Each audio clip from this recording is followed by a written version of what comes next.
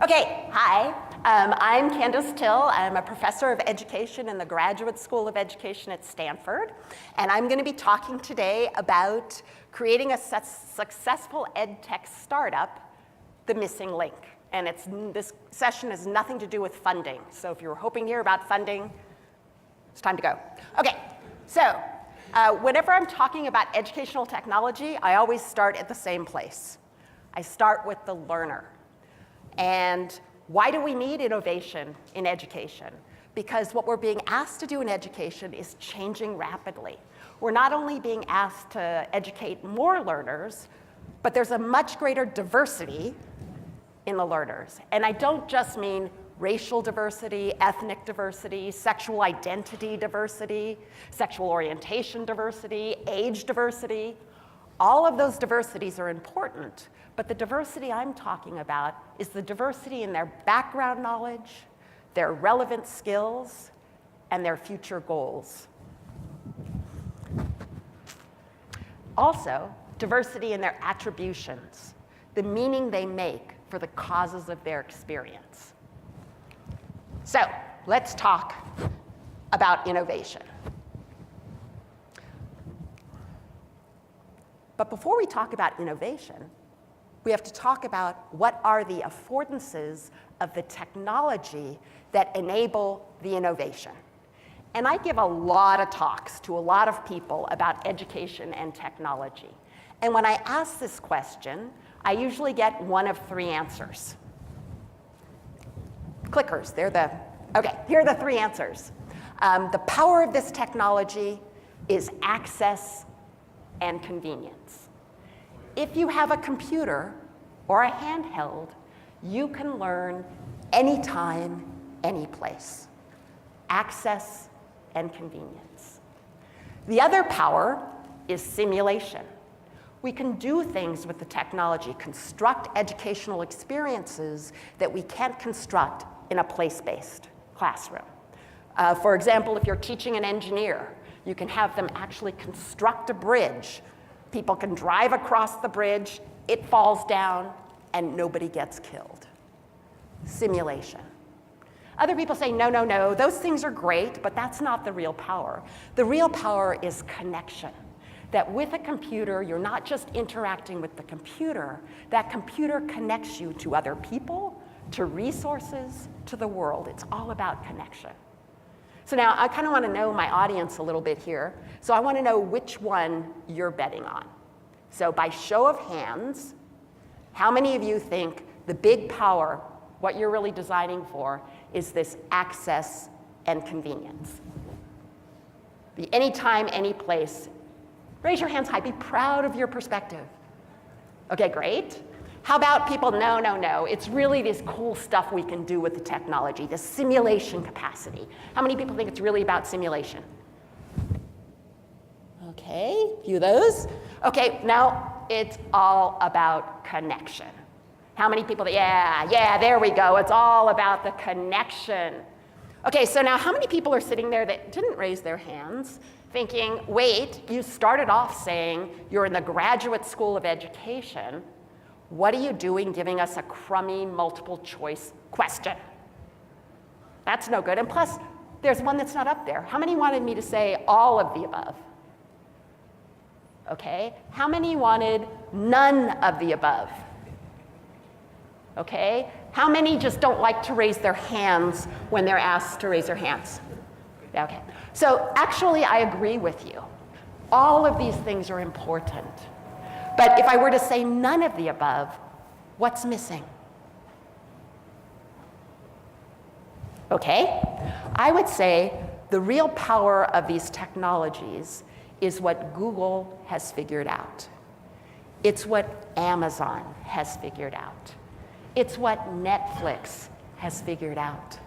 The power of these technologies is not just pushing the resources out, but pushing them to the interface, because in the interface, we can observe the learner.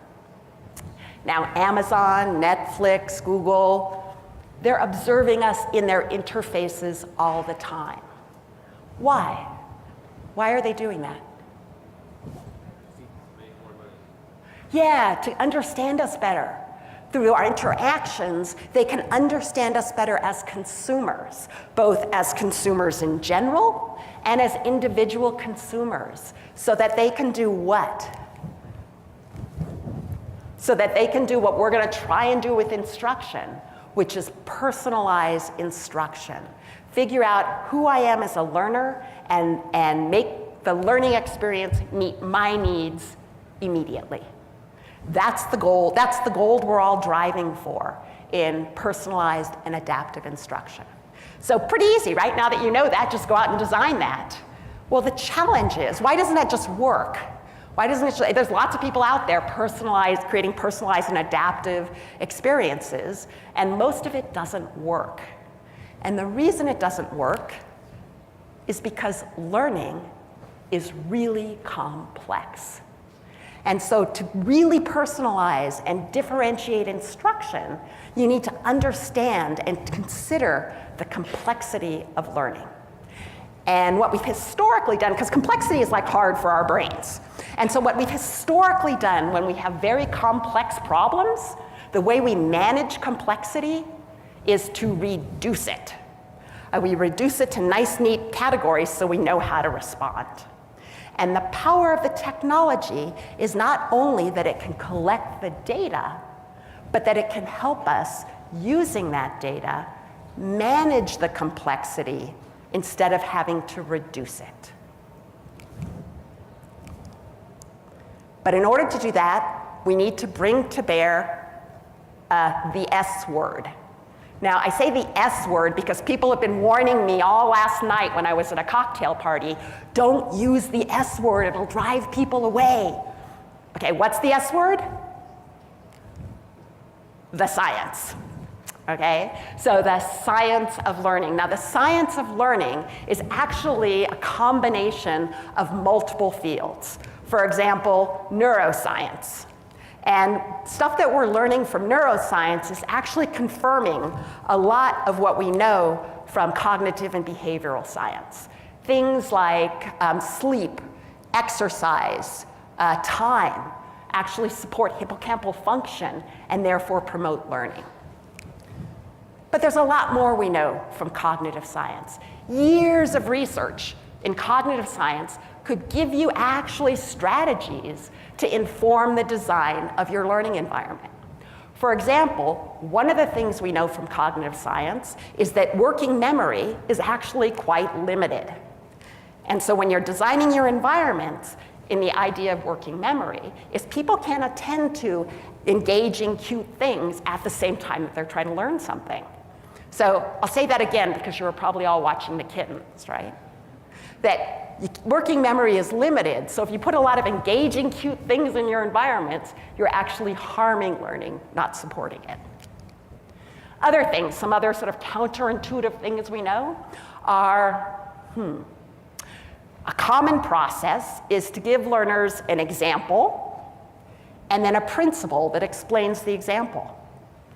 Actually, on average, it's better to give learners 2 examples than an example and a principle. We've all heard that lecturing is bad. We should all stop lecturing and give students problem solving. Well, it's not that lecturing is bad.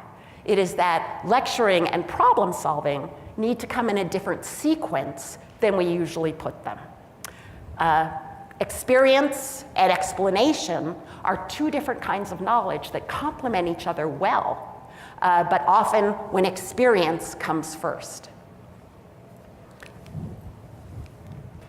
So as I said, when we think about the learner, the key to designing a personalized and adaptive environment is to know what the learner's background knowledge is, what their relevant skills are, what their goals are, so that you can use these instructional strategies appropriately to meet the need of that learner. There was a learning theorist long time ago by the name of Vygotsky who talked about this thing called the zone of proximal development, or ZPD. And what that talks about is something that all game designers know, which is the most learning takes place when the learner is right in their ZPD, meaning you've given them a task that they can't do on their own, but they are able to do with support, either social support or material support. And so figuring out, using the data to figure out where that learner is and knowing when they're in their ZPD, and then matching what their need is or what the barrier is to the instructional strategy that science has told us would work for that learner in that context, that is the missing link. It's using the science, using the data to dynamically design the environment. But I also said another key thing we need to know is the learner's attributions, how the learner makes sense of the causes of their experience. And for that, the other science we need to bring in is social psychological science. So a couple things from social psychological science are, one of them is mindset. My colleague at Stanford, Carol Dweck, talks a lot about academic mindsets. And what that means is a learner can believe that intelligence is fixed, or they can believe that intelligence is malleable.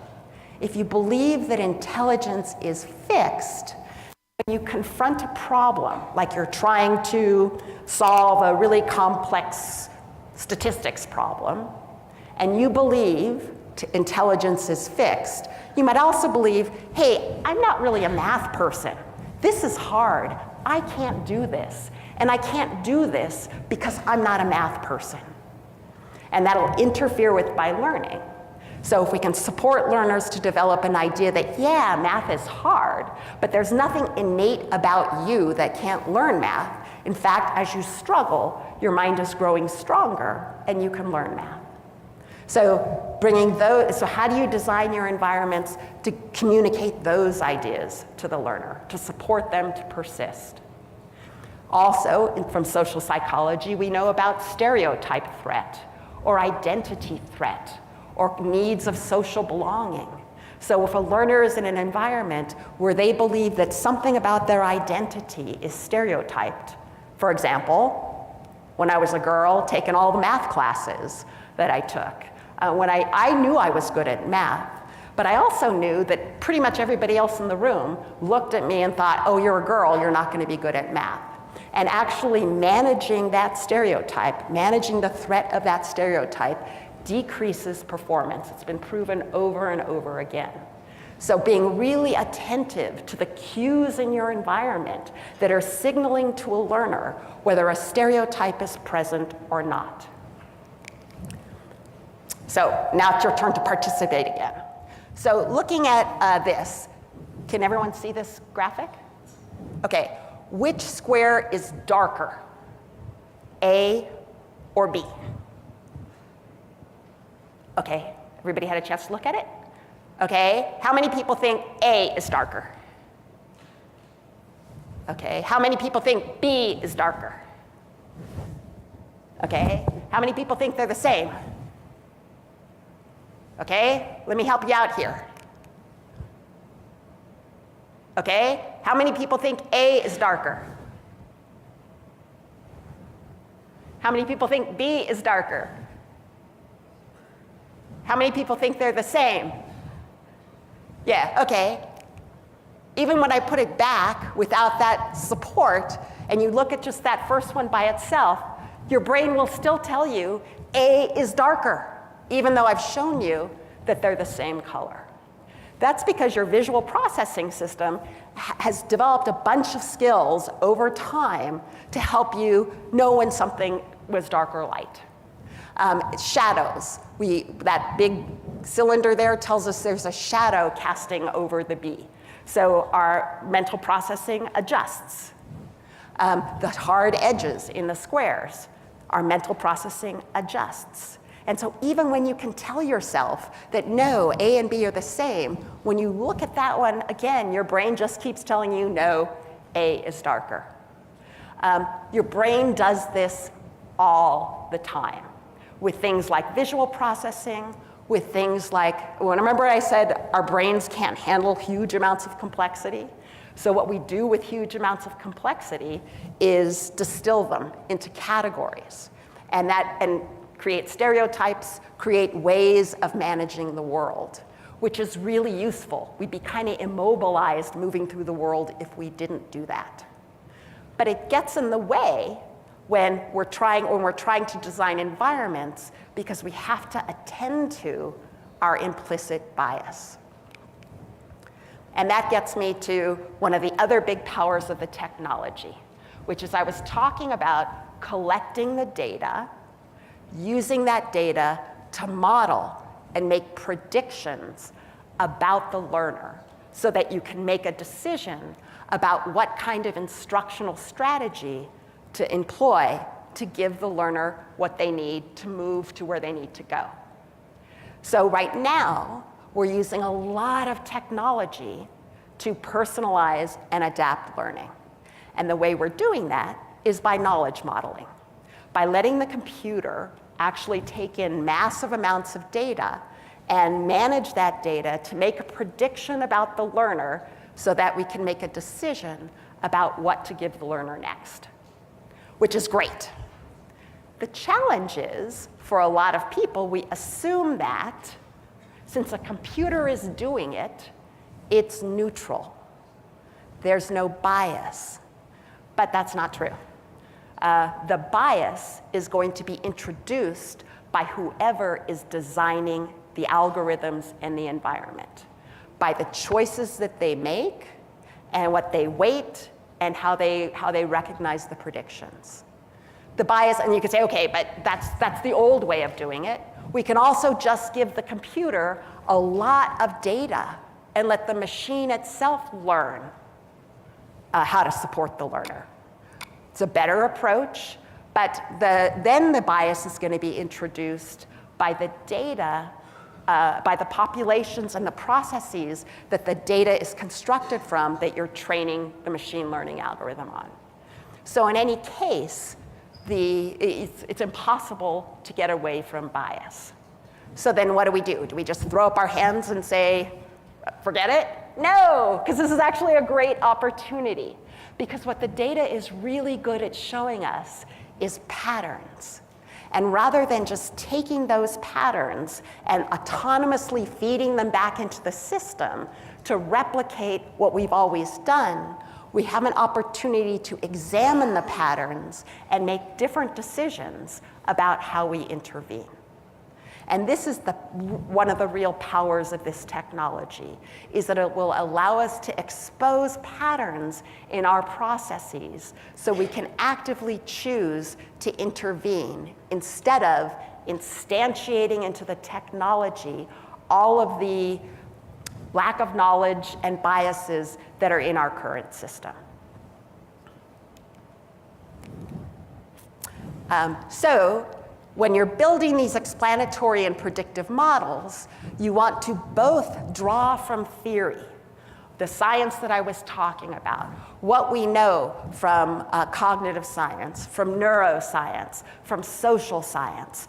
Take all of that we know and combine with that our new data-driven tools of AI and modeling and educational data mining, and bring those together with subject matter experts who often know a lot about the subject but don't necessarily know a lot about how to teach the subject, to build these explanatory and predictive models that drive the back end of the educational technology. And the way that I think we should do that is as a research activity. We need to change the relationship between learning research and teaching practice, which includes development of educational technology. Back in 1991, Herb Simon, who was a Nobel laureate at Carnegie Mellon, said, improvement in post-secondary education will require converting teaching from a solo sport to a community-based research activity. Now, I've sort of modified that a bit in 2015 to say improvement in post-secondary education will require converting teaching and courseware and platform and analytic system development from a solo sport to a community-based research activity. And I'll give you one more quote. This is from an economist, William Baumol, who talked a lot about this problem called cost disease. And he said back in 1967, without a complete revolution in our approach to teaching, we cannot go beyond our current levels of productivity. I used to say, when I would use this slide, such a revolution is possible. I've changed that now, because the truth is, this revolution is happening. But my question is the same. With this revolution, who's going to lead it? And my advocacy to everyone in this room is that we collectively lead this. We take the expertise from the sciences, from the practitioners, from the business developers, and we collaborate to actually develop the technology that will allow us to realize the benefits of this revolution. That's it. I guess I think I have time to take a question before they pull my microphone off me. Does anyone have a question or a comment? And I did a classic thing, which is I loaded way too much onto your cognitive load. But you want to see the kittens again? So, are there any questions? Yes? Going back one slide, there was a terrifying. Okay. So, it was, can you define what he meant by community-based research activity? Sure. This actually came out of a talk he gave to presidents at Princeton, where he was, no, actually this was a talk he gave at Carnegie Mellon, where he was bemoaning the fact that most instruction, most of the way people teach is, and this is in higher education, you go into your classroom, you close the door, you design how you're going to teach your students, and everybody stays out. So it's a solo sport. You do it in isolation. You usually do it from your own intuition about what works, or from how you were taught when you were a student. And his argument was that the science of learning, even back then, we're learning enough about how people actually learn, and most faculty are not trained in the science to be able to effectively design a learning experience. So he was a big advocate for creating other functions in higher education that would support faculty to embrace and learn about what we're learning about human learning, to have it inform their teaching practice in the classroom. And I think that's still critical today, but it's even more critical as we design educational technologies, because because of that first power, which is access and convenience. Things that we design have much farther reach. Did that answer your question? Okay. Other questions? Because this is so important and foundational, and also this is a conference focused a lot on education. What would be some simple, maybe practical advice that you have for entrepreneurs that are creating companies that maybe don't know about this, maybe they do, but to implement it more into their company beyond, maybe putting you on their board of directors? How could they do that in another way at scale?